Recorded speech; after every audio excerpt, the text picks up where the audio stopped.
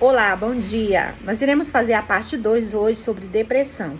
Queremos falar hoje sobre a remissão da doença, da depressão. A depressão, ela é uma doença. O que seria a remissão? A remissão, ela é uma conceitualização de que esse paciente, ele passa até 3 meses sem sentir os mesmos sintomas. É aquele controle dos sintomas daquela doença. Então, assim, com o tratamento, a maioria dos casos isso acontece, né? O paciente ele passa a ter esse período, né, de não ter. Acontece com todo mundo? Não. Há pacientes, por exemplo, que fazem tratamento, eles podem ter uma recaída, que a gente chama de recaída, né? Eles podem ter uma recaída ao longo desse período de remissão, né? Que a gente fala. E ele pode ter uma recaída, sim.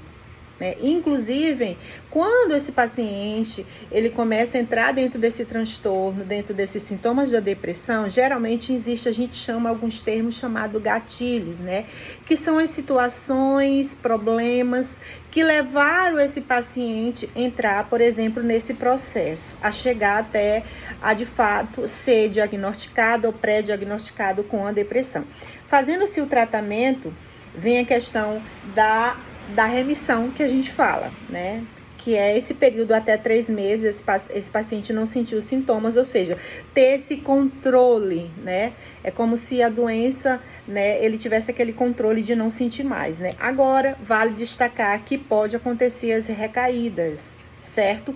E nessas recaídas, esse paciente, ou quem cuida, ou quem está ali, né? Como eu já falei no áudio, no vídeo anterior, a rede de apoio, né? Na verdade, pessoas que têm um transtorno de depressão, ele sempre vai precisar estar atento sobre esta doença, mesmo fazendo tratamento, mesmo dando uma parada, né, no processo do tratamento. Às vezes o próprio médico desmama aquela medicação.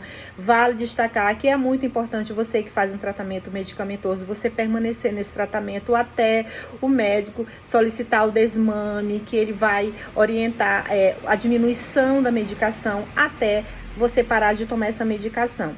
Que aí a gente fala sobre a remissão, né, da doença, que é esse período em que esse paciente pode passar até 3 meses sem sentir os sintomas, essa doença está sob o controle. Pode acontecer, ressaltando mais uma vez a questão da recaída, então fique atento.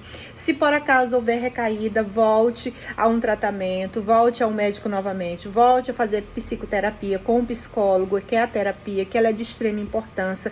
Vale dizer que a terapia cognitivo-comportamental, nós trabalhamos, por exemplo, muito com a recaída, quando nós estamos da metade para o fim do tratamento, de todo esse planejamento que a gente faz com o paciente mediante suas queixas, e a gente elabora um plano de tratamento. A TCC, ela tem uma forma estruturada de trabalhar com as queixas desse paciente, e aí quando nós estamos trabalhando já da metade para o final desse tratamento com o paciente, geralmente nós trabalhamos com recaídas, porque existe uma quantidade de pacientes que às vezes retornam a ter alguns sintomas, sim.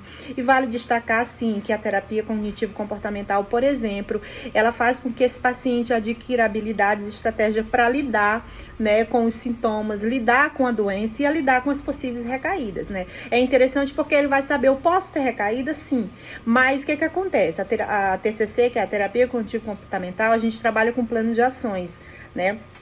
É como se fosse o paciente faz terapia e nas próximas sessões ele faz alguma coisa em casa que ele realiza, que é uma técnica que a gente se utiliza, certo? É como se fosse uma extensão da terapia. E isso ele vai adquirindo ao fazer, ao praticar, ao começar a se compreender. Ele vai começando a adquirir habilidades e estratégias para lidar com a própria doença. E isso é muito interessante, isso tem uma eficácia muito grande. Por quê?